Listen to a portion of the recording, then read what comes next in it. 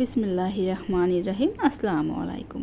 আজকে আমি আপনাদের সামনে মজাদার কাচ্চি বিরিয়ানি রেসিপি নিয়ে হাজির হয়ে গিয়েছি। খুব সহজে বাসায় বানিয়ে ফেলতে পারবেন এমন মজাদার কাচ্চি বিরিয়ানি। চলুন তাহলে শুরু করি।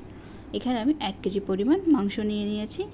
এরপর একে একে আদা বাটা, রসুন বাটা, টক দই, তারপর দিয়ে দিলাম লাল মরিচের গুঁড়া। বেরেস্তার উপর 1 টেবিল চামচ চিনি ছিটিয়ে এটাকে আমি হাত দিয়ে গুঁড়ো করে মাংসের উপরে দিয়ে দেব। এরপর আমি রান্নার তেল ব্যবহার করব। আমি এখানে পেঁয়াজ বেরেস্তার তেলটা ব্যবহার করেছি। এরপর আমার বাসায় বানানো বিরিয়ানি মশলাটা এখানে আমি দিয়ে দিলাম। এবার আমি এটাকে হাত দিয়ে ভালোভাবে মেখে নিব। খুবই ভালোভাবে মেখে নিতে হবে। মাখা হয়ে গিয়েছে। এবার এটার ভিতরে আমি আলু দিয়ে এটাকে আমি কভার করে ফেলব। এই পাশে আমি দুধের ভিতরে 2 টেবিল চামচ ঘি দিয়ে ভালোভাবে ফেটে নিব। আমি জাফরানের পানিটাও রেডি করে রেখেছি। এদিকে পানি বলক হয়ে গেলে আমি একে একে গরম মশলাগুলো দিয়ে পানি ফুটে আসলে পোলাও চালটা দিয়ে দিলাম। চালটা আমার 60% সেদ্ধ হয়ে গেলে আমি পানিটা ঝরিয়ে ফেলব।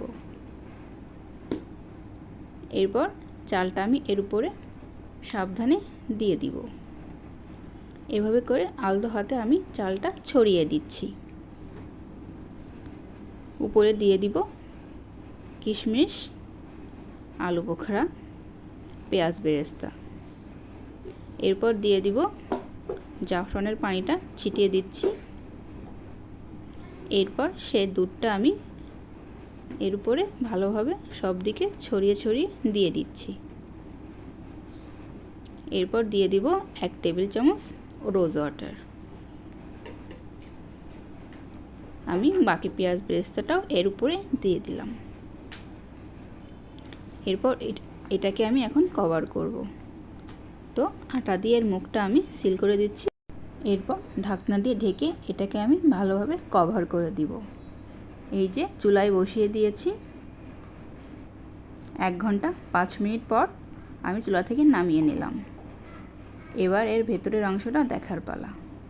এই যে দেখুন, রেডি হয়ে গিয়েছে আমার মজাদার অথেন্টিক কাচ্চি বিরিয়ানি। আজকে এই পর্যন্ত। আল্লাহ হাফেজ।